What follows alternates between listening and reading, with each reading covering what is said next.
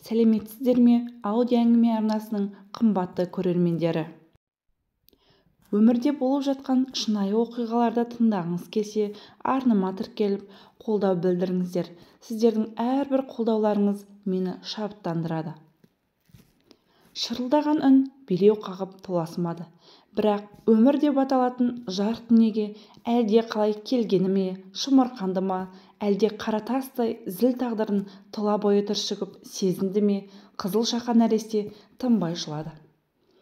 Ащы үні ашына шығып, әлде кімге келгендей жұдырығын түйе іңгәлады.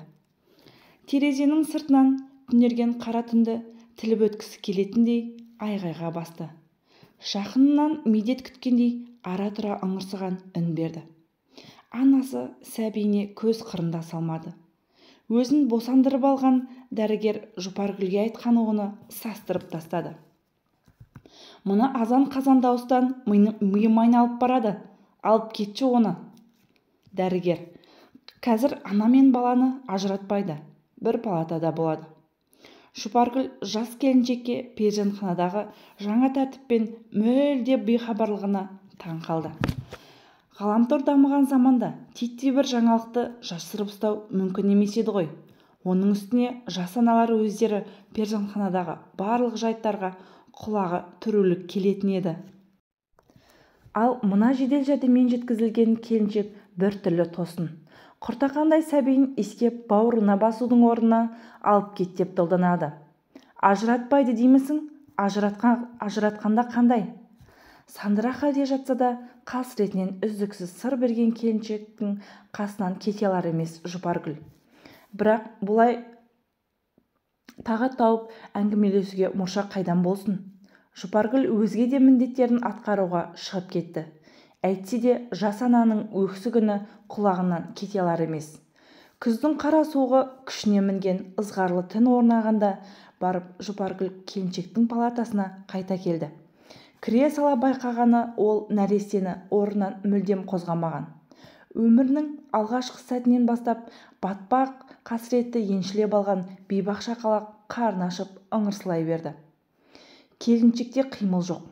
Құтты бір тас мүсінді жығып төсекке сұлата салғандай. Ояусың ба? Деді дәрігер. Су берейін, шөлдеген боларсың. Шөліңді бас. Су емес, у берші маған. Құтылайын мына азапты өмірден. Келіншектің баласынан бас кеше сөйлеген сөздері дәрігерге тым қатты естілді.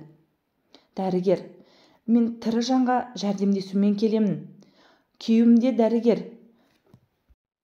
Қандай жақсы. Күйеуің бар. Балаң да бақытты болар. Ал мен деп келіншек бүкіл денесі қалш-қалш етіп жылай бастады. Ана болсам, баламды бақытты етер едім-ау. Әттең. Жұпаргүл көкірегін керней: Құдай-ау, сендей жас қызға соншама запыран құстырған қандай қатыгез ол. Туғандарыңа хабарласайын, келіп жаныңда болсын. Жоқ, керек емес. Анам өмірден озған. Әкем екінші рет тұрмыс құрғалы салқын тартып кетті. Әрі менің мына жағдайымды естіп, тіпті жек көріп кеткендей. Туған әкесі баласынан безіне ме? Уақыт өте келе бойы үйренеді. Әрі сүйкімді жиенін көргенде жіби сала береді. Жоқ, менің шақыра жанашырым жоқ. Әкем бала көрсе жіби салатын мейірімді емес. Ол намыс деп кеудесінен тұрып алған. Аты жөніңді дұрыс жаздырдың ба? Орынкүл Ізбасар қызы деп едің. Мен ешкімді алдап, сұрқиялық жасамадым.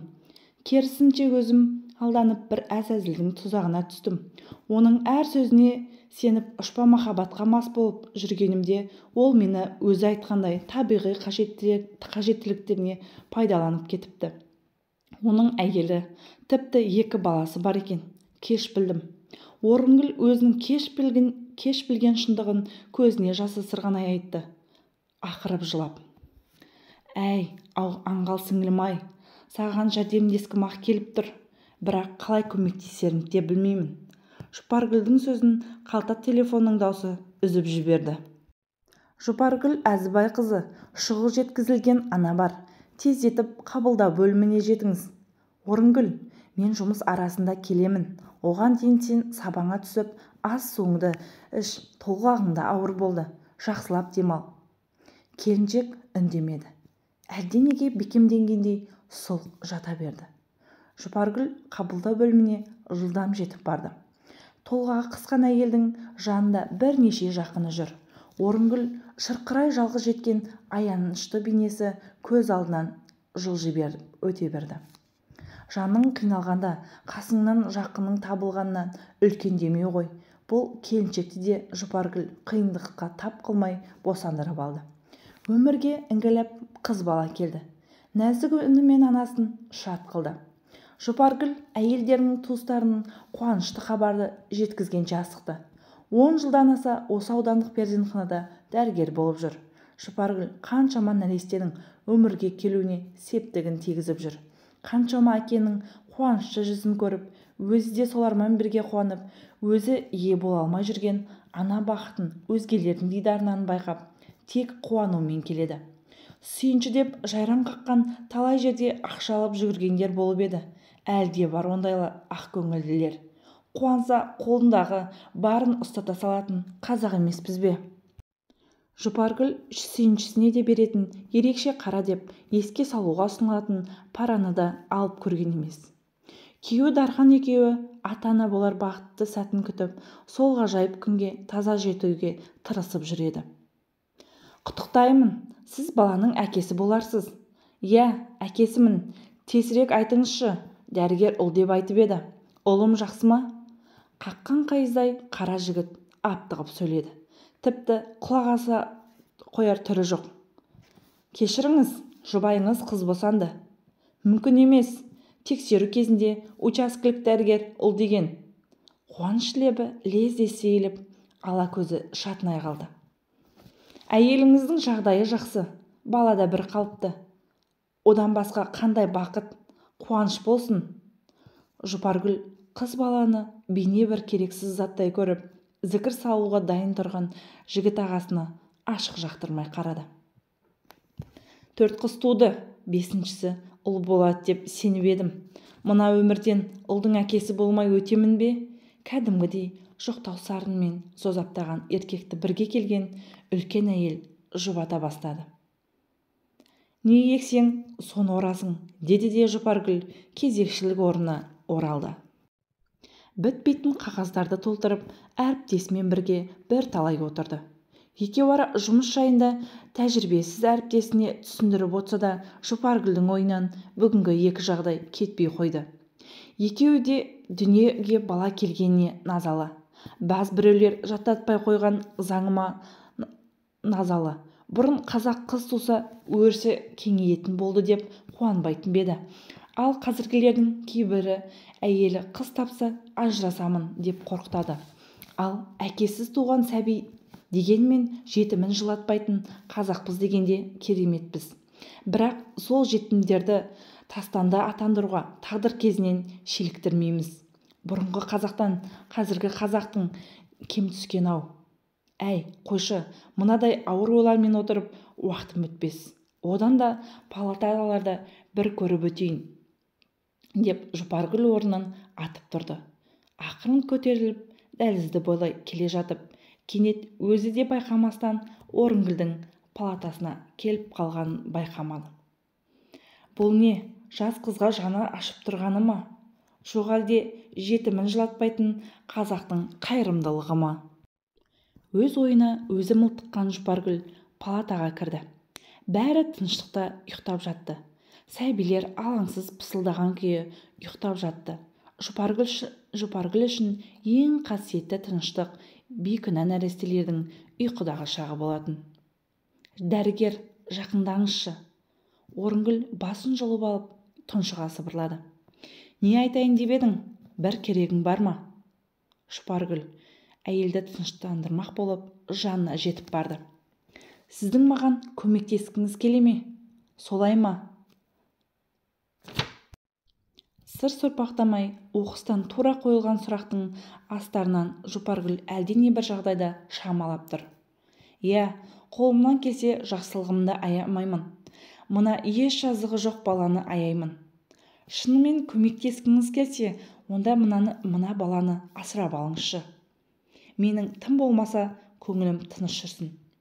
баласын емес әлдене бір затты бөгде біреуге ұстата салатын жомарттай келіншек үн қатты. Дәрігер, не сандырақтап тұрсың? Балаңды бөтен біреуге бөктеріп жіберіп, көңілің қалай тыныш болады? Бала өзінің анасының бауырында өсуі керек. 9 ай бойы құрсағыңда көтергенде оған бір ретте емленбедің бе? Осыншама жауыз болармысың? Дәрігер тосыннан қойған ұсыныстан есінен таңардай болып күй кешті. Менде қалса аштан өледі. Жұмысым жоқ. Әкем жүктілігімді білгенде ат құйрығын кескен. Баланың әкесіне хабарлас. Шекесі торсықтай дені саулығын көріп, мүмкін мейірімі оянар. Жұпаргүл баланың тағдыры тігілген саудадан қалай да қашқысы келді. Жоқ, ол барып тұрған тас жүрек. Сәби күтіп жүргенімді хабардар болғанда, қайтейін, әкеңнің үйіне барып ту деген. Балам тым болмаса тірі қалсыншы, берер барым осы, аман қалсыншы. Өтінем сізден, дені сау ғой. Иә, дені сау. Бірақ тегі кім? Жұпаргүл шым-шытырық ойдың шырмауығында қалды. Жетімдер үйінде оны жақсы күндер күтпесі анық. Ал сіз әйелсіз, дәрігерсіз, анасыз, ойланыңызшы, деп өлердегі сөзін айтты. Өмірдің азын көріп, көп азабын тартып үлгерген, содан да барлығынан көңілі қайтқан бойжеткеннің баласы үшін дәрменсіз әрекеті Жұпаргүлді ойландырып тастады. Ол еш нәрсе жасырмайтын ақ жарқын мінезіне салып, күйеуіне қоңырау шалды. Дархан да ұзақ жөн сұрасып қыстамады. Жұпаргүлге тез ақ жетіп келді. Дархан келгенде Жұпаргүл Орынгүлдің ұлын құшақтап отыр еді. Оның бұл бекем отырған түрін көріп, Дархан алған бетінен қайтпайтын өзінің әйелінің мінезін жақсы білетін еді. Құпияны бүрмелеуге шебер түн баласы да Жұпаргүл ұлын кеудесіне басып құшарлана иіскеді. Осы иісті қаншама жылдан бері күтіп зарығып келген әйел екі еңсесі селкілдеп үнсіз жылап отырды. Дархан, мен саған қайтсеңде баланы қабылда демеймін, бірақ осы баланың анасы болуға шешім қабылдадым. Алла алдында мен бүгін ана атандым. Әйелінің нық сөзінен еш қашан айнымайтын Дархан келісті. Әрі сәби сүюге шөлкіреп жүрген мезеті 40-тың 40-асы еді. Өз анасы тумайтын келіннен құтыл дегенде жүрегінің қалауымен қосылған жарын қиып кете алмаған болатын. Бүгін сайқымазақ тағдыры тағы да алдына таңдау тастатты. Не бала асырап алу, не болмаса Жұпаргүлден ажырасып жаңа бақыт іздеу. Бірақ осы жаңа бақыт іздеу Дархан үшін ақылсыз шешім еді. Ол өзінің бақытын тек сүйікті әйелінен көретін. Жұпарым, ажыраспау туралы сөз қозғама деп өтініп едім ғой. Бұл баланы Алла бізге сый етіп тұрған болар. Қабыл алайық. Қалғанын заң жүзінде реттейміз ғой. Дархан қыздай қосылған қосағына төніп келіп, оның жасты көзін сүртті. Осы сәт Дарханның көз жанары жасқа толып тұр еді. Ай сәулесіне тұнады. Түпсіз шыңыраудың тас қараңғы түн бұл үшеу ара құпияны жуып шаюға келгендей нөсер ете жөнелді. Толассыз жауған нөсер адамдардың күнәсінің айғағының ізін қалдырғысы келмегендей өршелене құйды. Ертеңгі атар таң олардың тап-таза періштелер тарапынан бере қоя ма? Бұның бәрінен бейхабар нәресте әлде нұрлы, әлде ойлы қырлы өмірін бастап кетті. Анасының батасын алмай, тіпті ақылдаспай-ақ бала асырап алдық деймісің? Сен өзіңнің қандай сорға тап болғаныңды тіпті салмақтай алмайсың. Сен анау бедеу қатын құртты, өміріңді күл талқан етті. Сен енді тек құрдымға кете бересің. Құдай-ау, енді қайтемін? Ұлым көз алдында тозаққа кетіп барады. О Аллам, жар бола көр, өресіз ұлыма. Шешесінің байбаламын Дархан үзіп жіберді. Апа, сіз қуанады деп үміттеніп едім. Оның бекер екен. Тым құрыса қуанғандай рай танытсаң қайтеді. Ойбай-ау, мен аза тұтып отсам қалай көлгірсіреп қуанамын. ана жұпаргүліңнің сені тозақтың түбіне тастайды.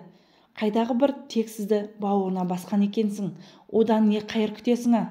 Апа, жетер енді, мен сізден бала асырап алуға рұқсат сұрай келмедім. Жай хабардар етіп келген едім. Онымда артық болғанын көріп тұрмын. Мен кеттім. Қайда кетесің? Қара шаңырақтың иесі сен емес пе едің? Жұпаргүліңнің қабағы бір жолата ашылсын деп мені қызымның қолына қараттың. Мұнда жағдайым жақсау. Бірақ өзімді өз үйімдегідей сезіне алмаймын, жалғызсыраймын. Құлыным, өз ошағымды аңсаймын. Ал сенің бала асырап алғаның жақсылық емес. Ана шіркін азынай қоймады. Жалғыз ұлының сәби сүймей оның жанына аяздай батқан болатын.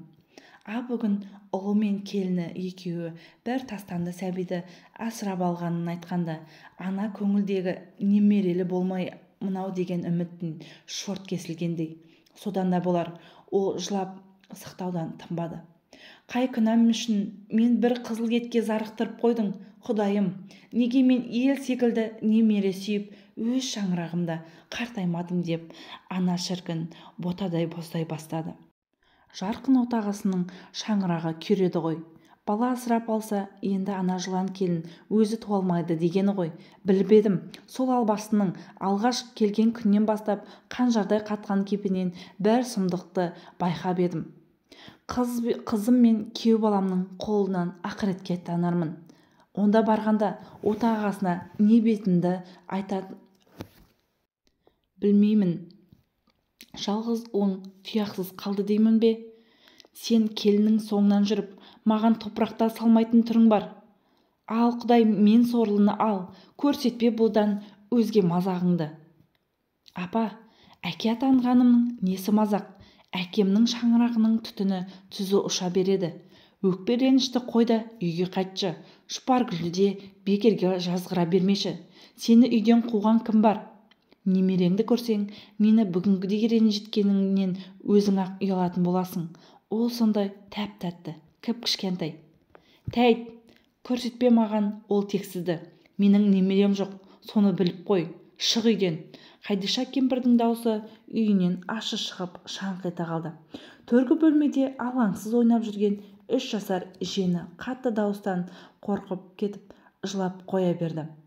Азан-қазан болған үйден Дархан атып шыға әлденеден бас сауғалаған қашқандай бір алазапыран күй анасының бетіне баса айтқан сөздерінен қашып кете жазып, өзінің бұл тағдырына назалы жігіт жылап алазапыран күйінде машинаға отыра берді. Жұпаргүлді көруге асықты. Жаны қысылғанда бүкпес шын кеңесер өмірлік жарын жүздесуге сабыры толмай асыға жылдамдықты арттырып, құдды бір шындықтан қашқандай алазапыран үйіне жетті. Машинадан түсе сала сүрініп барып, бойын қайта тіктеп алды. Алмау көкке көзін тігіп, нұрын төккен күзді күн оған қарадақтай болып көрінді. Киелі күннің өзінде дақ шалған ба, оны да әлде кімдер қайпатап, көзін шұқып, көңіліне сызат салып алған ба? Дархан көзін уқалай үйіне кірді. Жұпаргүл, жинал, мына жақтан көшеміз. Баяғыда солай жасауым керек еді. Әлде кеш емес, кетеміз. Ашудан тіпті кектенген күйеуін көріп, Жұпаргүл байсалды мінезімен оны соңына дейін тыңдады. Апа, мен ренжісіп қалдың ба? Шілдеханаға келмеймін деді ме? Енесімен сұралғы болып кеткен келіншек оның не қылық көрсеткенін іштей болжады. Апам осы жолы артық кетті. Маған тым ауыр сөздер айтты. Ұлымды тек сізге, өзімді тозаққа батып бара жатқан шарасыз байғұсқа теңеді. Бұдан арғыға төзе алмаймын. Кетеміз бұл жақтан. Дархан, сабыр ет. Өз анаңнан безініп оңбассың. Оның уайымында түсінемін. Өзінің туған немересі болмаған соң оңайлықпен оң қабақ бере қоймасы да анық. Сол мінезіне біле тұра сонша шу көтергенің не? Бұл жолғы қылғына да шыдайсың. Жұпаргүлдің қоңыр даусы Дарханды ашу құйынынан арашылап алды. Апамның ашу ызасы басылғанша бізде бара бермей байыз тауып отыра тұрайық. Сосын Арланды алып барғанда батасын берер. Арлан әжесінің көз алдында ержететін болады. Дархан сол жақсы күнге жетейікші. Енесінің сөзін сөйлеп, оған шаң жуытпай ақтап алған әйелінің парасаттылығы сүйсіндірді. Дарханның көңілі жайланып, шайға отырды. Шай ішпестен бұрын тәп-тәтті ұйықтап жатқан ұлының маңдайын иіскеді. Осы бір өмірдегі ешбір иіс атаулыға тең келмейтін ғажап сиқырлы иіс Дарханның бақытының бастауына айналған. Ұлын сүйіп, құшағына алып, баланы бұл дүние бұдан да жарқ қыла бастады. Дұшпанының әжуасы да, достың күлкісі де адыра қалды. Қарбалас жұмысынан қашып, сығанақ сөздің суынан да жаны тек осы үйінде жай тапты. Жұпарым, бала күтіміне байланысты демалысқа шыққаның өзіңе жаққан ба? Қалай, өзің ажарланып кетіпсің ғой. Дарханның сабасына түсіп, арғымақ ашуының тізгінін байсалды ақылына ұстатқан Жұпаргүл оның бақытты жүзінен-ақ аңдады. Көңілім тоқ, бауырымда балам, жанымда жарым, басымда баспанам бар. Одан артық жаратқаннан не сұраймын? Әйел де орайын тауып әзілдей жымиды. Ол жымиғанда Дарханның көңілінің қаймағында күллі әлем шуағын шашқандай үйленген жылдарының алғашқы әсері сол баяғынша тұнып тұр еді. Сонда бар арманы орындалған ару бұдан өзге ештеңені қаламай ма? Дархан келіншегін ашық еркелете, жайдарлана күлімсіреді. Айтпақшы, бақытты аруының тағы да бір қалауы бар. Жұпаргүл бірден салмақты райға ауысты. Ол не қалау? Тек айтсаң болғаны, демде орындайыншы.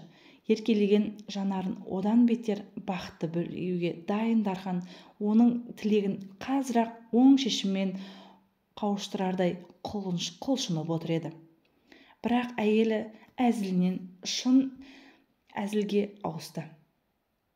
Дархан, апамнан кешірім сұрап үйге оралуын қамтайық. Осы үйдің сәні де мәні де апам ғой. Мендегі көңіл апамның батасын алмай жайланбайтын сияқты. Құп көремін, онда араға бірер күн салып, апамның көңілін жай бір сәтінде салбырып жетіп барайық, деді Дархан. Дархан үйінен көңілді раймен шыға берді. Жол бойы өзінің өмірлік жар таңдаудан жаңылмағанына шүкіршілік етумен болды.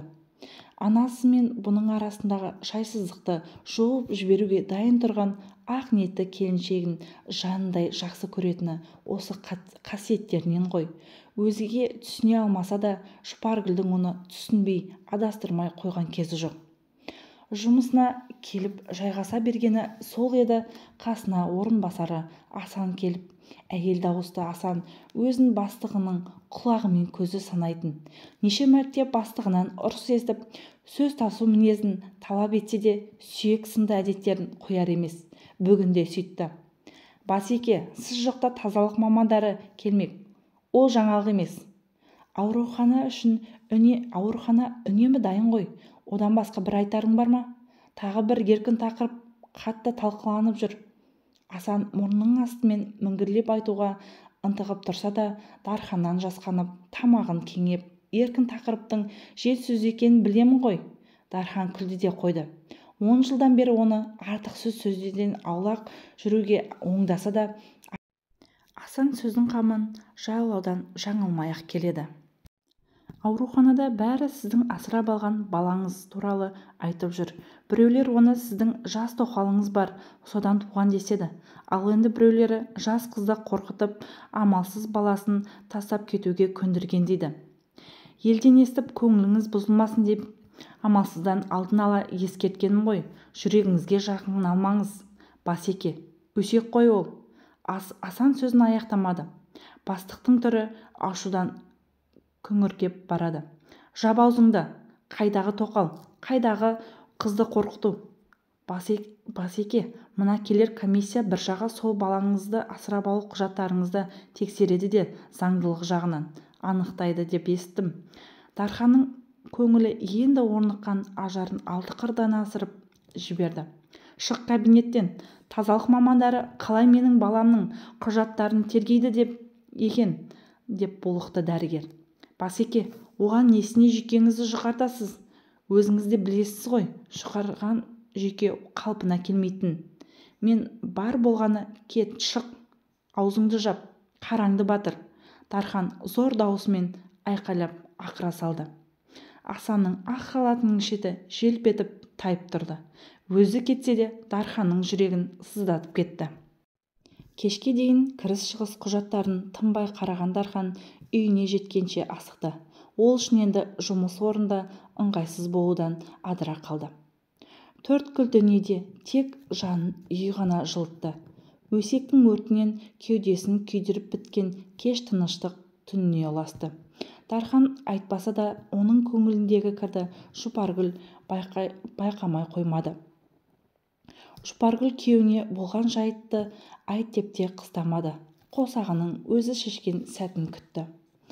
Ал ертеңгісіне бозарып атқан таңды күздің күнімен бірге атқан бұлар да ақ үміттерін үлпілдете жолға шықты. Алыс сапар болмаса да көңілдерінде анамыз не дер екен деген қобалжу басым еді.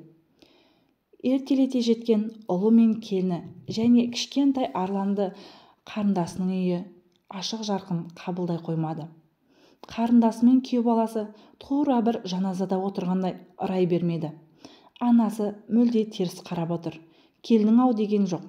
Ұлы келмегендей, тек өздері ғана отырғандай елеусіз қалдырды.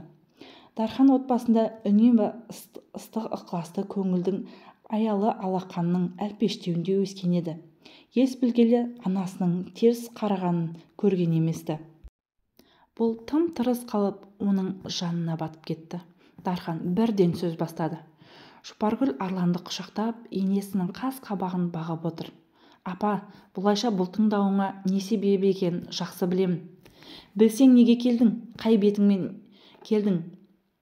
Мен біреудің баласын немереңдеп келу үшін келдің бе?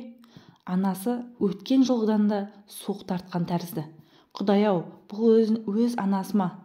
Әлде басқа біреумен алмасып кеткендей. Дархан бүгін анасымен тани алмай өзін көзі жасқа толып тұрды. Жұпаргүл 15 жылдан бері білетін енесін бүгін басқа қатал қырын көріп, келіспесін іштей сезді. Апа, мені неге ренжіте бересің?